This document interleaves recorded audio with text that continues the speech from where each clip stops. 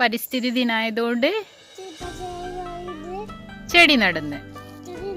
എന്ത് ചെടിയാ മോന്റെ കയ്യിലുള്ളത്? കാന്താരി മുളകിന്റെ ചെടി. അതാണ് മോൻ നടുന്നതേ. ചട്ടിയിലാക്കറ നല്ല കുഴിയാവൂലൂ.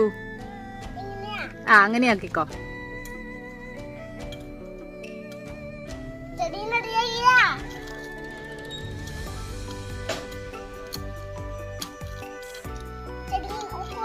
നേരയില് വെച്ചുവാ.